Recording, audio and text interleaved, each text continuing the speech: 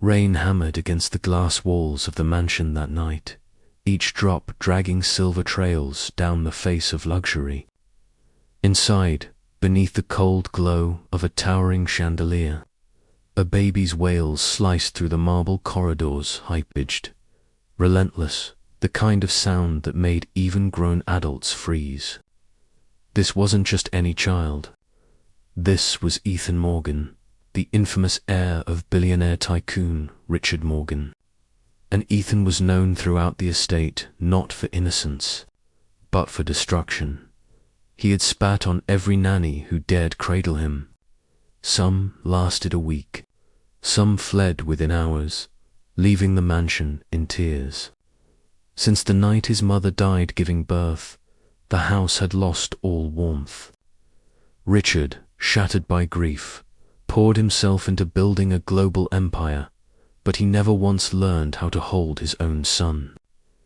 So Ethan grew up drowning in riches, yet starving for love, if you believe that kindness and second chances can soften even the hardest hearts. Make sure you like, comment, share, and subscribe. Your support helps us tell stories that remind the world what love really looks like. One storm-soaked morning, a new maid arrived. Clara, 23, soft-spoken, small-framed, with a gentleness in her eyes that no amount of exhaustion could hide. She wasn't hired to care for the baby. Her job was to clean the lower floors and tend the garden pathways. But fate, as always, had a different script. On her first day, while dusting near the grand staircase, a loud crash erupted upstairs. Something, maybe a toy, maybe anger itself, had been thrown. Ethan's furious cries shook the ceiling. Moments later, the new nanny stumbled down, sobbing, her uniform smeared with baby food. "I can't do this. He's a monster," she choked out before bolting into the storm, disappearing into the sheets of rain. The mansion fell into a heavy silence, except for Ethan's echoing screams, each one sharp enough to cut through bone. Clara paused only a moment before climbing the staircase. She had never worked with wealthy families, but she had raised her younger siblings after losing her parents. Poverty had taken nearly everything from her, but not her courage, and not her heart. When she stepped into the nursery, she saw him, a tiny golden-haired boy with ocean blue eyes overflowing with tears. His little fists were balled tight, his face red from rage. The room was chaos, shattered toys, pieces of glass, a trail of destruction. Clara walked in slowly, her steps careful, almost like she was approaching a frightened animal. Ethan turned toward her and glared, a look far too heavy for a child. Pain, anger, loneliness. Before she could even speak, he spat at her. Most people would have recoiled, disgusted or offended. But Clara only sighed, a quiet, aching sound. She didn't feel anger only, a deep sadness for a child who knew nothing but chaos. "You must be so lonely, little one," she whispered softly. She picked up a towel and gently wiped her cheek. And then, without a single moment of doubt, she reached out her hand. Ethan blinked, startled. No one had ever dared come close after one of his outbursts. But Clara's touch was gentle, steady, warm in a way he had never known. When her palm softly covered his tiny fist, his cries cracked, then faded. Slowly, unbelievably, the rage in his eyes melted into something softer, something almost hopeful, and then the impossible happened. The baby leaned forward and pressed his tiny lips to her cheek, a kiss, simple, wordless, desperate. A silent plea for affection he had never once received. From that moment, everything began to shift. The mansion, once an echo chamber of tantrums and fear, started to breathe again. Clara's days turned into a symphony of small miracles. She still cleaned, but now she hummed melodies that floated through the marble halls. She told little stories about color, sunshine, and flower stories Ethan had never heard in his short, lonely life. And Ethan, he followed her everywhere, like a little duckling trailing its mother. The new nannies who came afterward stared in disbelief. The boy who once screamed, kicked, and spat now giggled, babbled, and reached for Clara with tiny open arms. The staff whispered behind polished doors, calling her the baby's angel. Even Richard, who had mastered the art of pretending his son didn't exist, couldn't ignore the change. One evening, returning from a long string of meetings, he heard laughter drifting in from the garden. Not a servant's joke, not a television. A child's laughter, bright and unrestrained. His son's laughter, drawn by the sound. He stepped toward the open window and froze. There, beneath the fading sunset, Clara sat cross-legged on the grass with Ethan curled in her lap. She hummed a lullaby, soft and soothing, while Ethan reached up and touched her face as if memorizing every feature. Clara smiled at him with pure tenderness. Ethan giggled.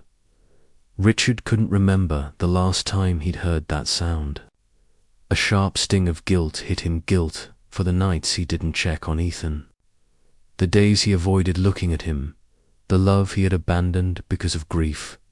In the weeks that followed, Clara's presence spread through the mansion like sunlight through old curtains. The gardeners laughed more. The maids exchanged warm glances. The cook began baking again, filling the halls with the smell of fresh bread. Even Mr. Howard, the rigid old butler, caught himself humming childhood tunes. But not everyone welcomed the change. Mrs. Donovan, the strict head housekeeper, watched Clara with narrowed eyes. She had always guarded her authority fiercely. She was getting too close to the master. She whispered to another maid, "Just wait. He'll realize it's all an act." Clara never heard the whispers, but she felt the cold looks. Still, she worked with quiet dignity, unaware that something far more important was happening. Richard had begun watching her not with desire, but with a kind of stunned appreciation.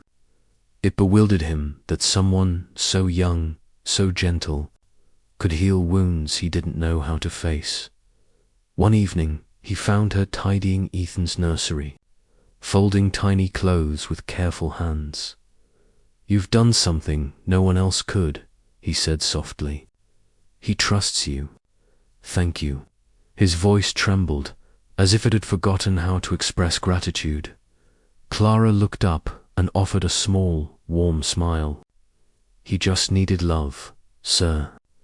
Every child does." Those simple words hit Richard with the force of a confession. That night, driven by a guilt he could no longer outrun, he stepped into his son's room for the first time in months. Ethan lay curled beneath soft blankets, holding the tiny knitted toy Clara had made for him. In the quiet darkness, Richard felt tears gathered his first since losing his wife. He reached out with a trembling hand and brushed Ethan's golden hair. "I'm so sorry," he whispered, voice cracking like old glass. But peace never lingers long where jealousy festers. One afternoon, while Clara was cleaning near the study, Mrs. Donovan burst in holding a shattered vase. "You careless girl," she barked. "This alone costs more than you'll earn in your entire life." Clara froze. She hadn't even stepped inside that room earlier. Before she could speak, Richard appeared at the doorway, his expression cold and sharp. "What's happening?" he demanded. Mrs. Donovan wasted no time. She thrust the broken vase into his hands with a smug grin. "Caught her red-handed, sir. She must have knocked it down, or worse. She could be stealing." Clara felt her heart beat thunder in her ears. "Sir, I didn't enough." Richard's voice sliced through the air, distant and rigid, as though he had sealed his emotions away again. "Pack your things." Ethan stood in the hallway, his tiny blue eyes flooding with tears. Clara forced a smile for him, but inside, her heart felt like it was collapsing. That night, the mansion fell back into its old, icy silence. Ethan cried relentlessly, refusing food, refusing sleep. No nanny could soothe him.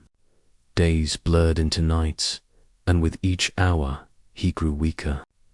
The doctor warned Richard that Ethan's health was slipping, so Richard stayed by his son's bedside, torn apart by guilt, helpless as the boy whimpered in misery. And then, one night, Ethan's small hand tugged at his sleeve. Through shaky sobs, he whispered one word, "Clara." That single word shattered Richard. Only then did he realize the truth. He had exiled the one person who had brought warmth to their lives. Before dawn broke, he raced out of the mansion, driving through streets slick with rain, searching desperately. Hours passed. Street after street, nothing until finally, in a worn-down neighborhood, he saw her Clara sitting outside a tiny apartment, a battered suitcase beside her. Her eyes widened in shock as he pulled up. Richard stepped into the rain, soaked to the bone, his voice raw. "Please, come back. He needs you." His chest tightened. "I need you too." Clara hesitated, tears filling her eyes. Then she nodded slowly. When she walked back through the mansion doors, Ethan's face transformed. His weak little arms reached out, and when she held him, he clung to her as if she were the last light in his world. That night, beneath a roof that had once felt colder than stone, warmth returned. Clara stayed by Ethan's side, stroking his hair until he drifted into the first peaceful sleep he'd had in days. Richard stood at the doorway, watching them, the woman who had restored his son's laughter, and the child who had somehow taught him how to feel again. As the months passed, the mansion changed completely. Clara became more than a maid. She became the heartbeat of their home. Richard spent more time with Ethan, learning how to play, laugh, and love again. There were evenings when Richard would walk past the fireplace and see Clara reading aloud, her voice soft and warm. Ethan would be curled against her shoulder, his tiny fingers gripping her sleeve as if she were his anchor in the world. And every time Richard watched them like that, some